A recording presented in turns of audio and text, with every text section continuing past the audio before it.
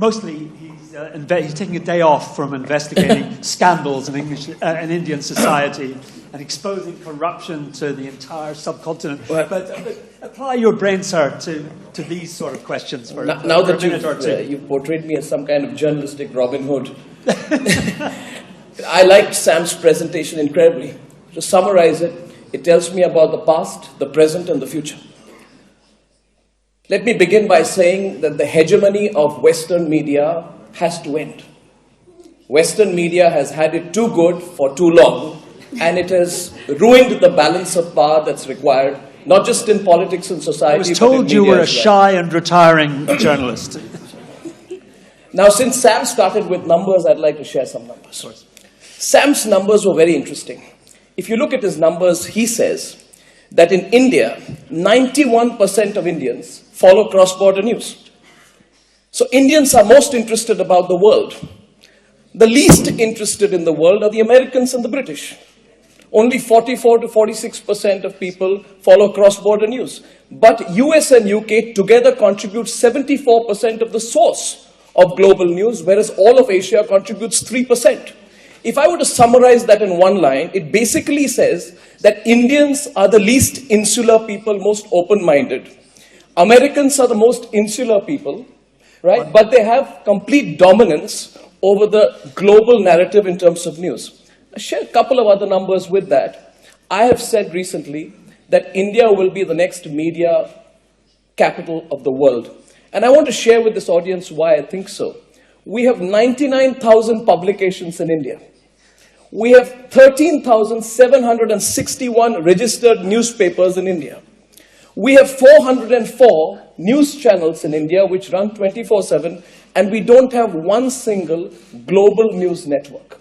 Now, if I look at Sam's figures and the figures that I'm presenting to you, and begin with an assumption, and I'll wrap up, begin with an assumption that there is a problem in the world in terms of balance. It is from countries like India, which speak English, which are democracies, where the challenge to the global news hegemony is about to come. And I just think it's so necessary from a balancing of power perspective. The Americans are very concerned about the entry of Russia into the Middle East. They are more concerned that they are going to lose their balance rather than establishing a new balance. Similarly, in the world of media as well, the time has come to provide a serious counter to global media sources like BBC and CNN, which have been hegemonistic for far too long.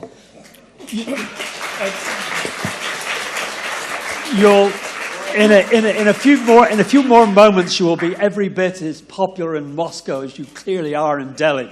But you use big words like hegemony. Right, here's your manifesto. This moment, this day, what are you going to do about it? What are you going to do about it?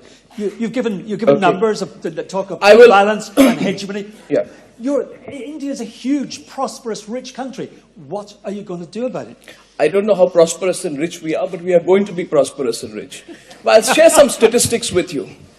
Look at the potential of a country like India. Today, we have 100 million mobile phones in India. 3 years from now, we'll have 500 million mobile phones in India. With respect, that was not my question. Okay. You say the gap is in India's international reach, yes, and the insularity of the UK and the US. What are you, as an Indian media executive, going to do to redress the international balance, if at all? The first thing that I would do would be to remind the Americans of what they have done in the last 20 years in the world.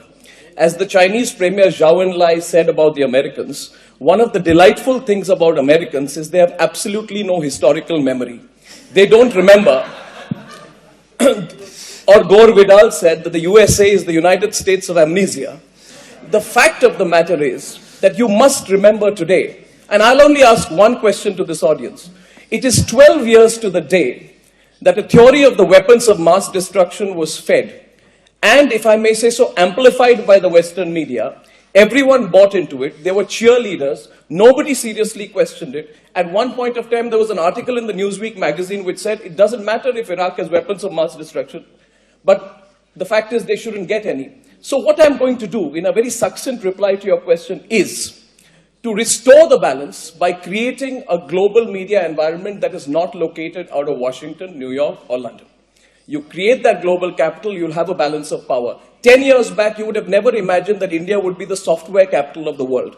Today, we are the software capital of the world, and I think that's where we are heading. Right. I think you've set out your stall extraordinarily well. I'm concerned that, as against a backdrop of globalization, you'll get homogenous, globalized news. That's a danger, and it will be boring news.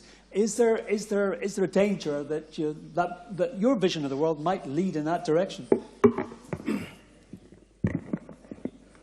It depends entirely on what you call boring. I find asymmetrical news boring. I find news that emanates only from certain parts of the world boring.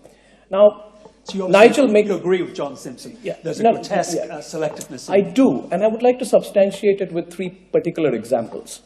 We can go at the 80s, when Ronald Reagan described the Mujahideen as, Rambo-type people who were simply fighting with handheld weapons against a foreign invader.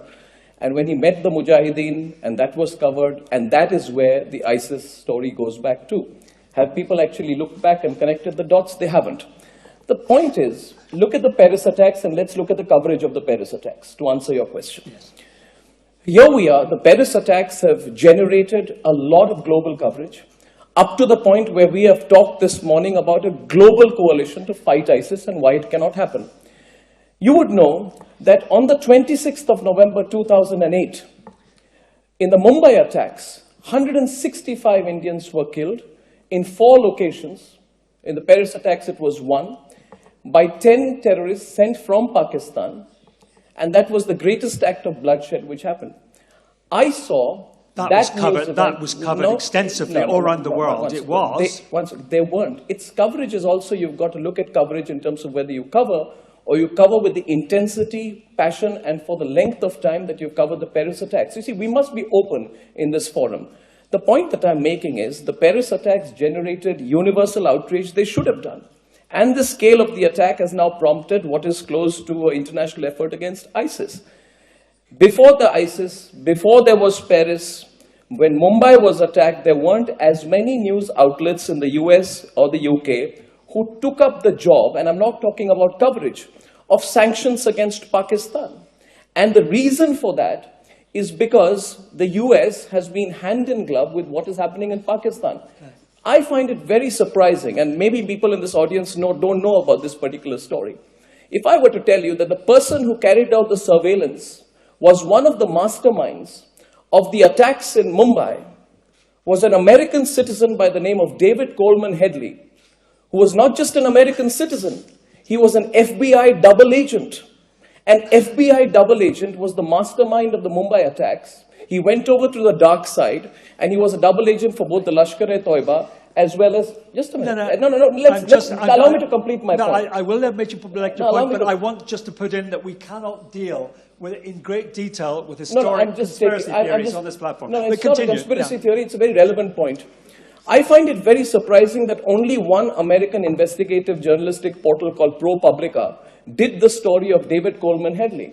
And the reason I'm highlighting it is, please consider, if today it was proven that there was a similar person responsible for the Paris attacks, what kind of coverage would that have got, as opposed to the coverage that this story got? Now, we can say, how many American news outlets and British outlets have said, how can you get into a plea bargain with this particular individual? The point I'm making is one simple point. There is, I wouldn't say bias or prejudice, but there has been an asymmetry which perhaps, and I would give the benefit of doubt, stems from the locational prejudices that come in, that when things happen, when they are closer to you, you report it in greater depth. When they happen away from you, you do report it, but not with the same intensity and passion. And I think that is one of the reasons today we need a balance of powers in the media world. Are we not confusing two things? Domestic news services and international news services represented here today. Surely the asymmetry is not the same. There's a problem with domestic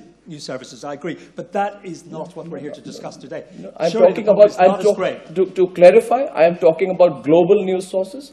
I'm not talking about CNN domestic or BBC domestic. I'm talking about their global coverage, and I find a gap between the way they covered Mumbai and the way they covered Paris. Okay.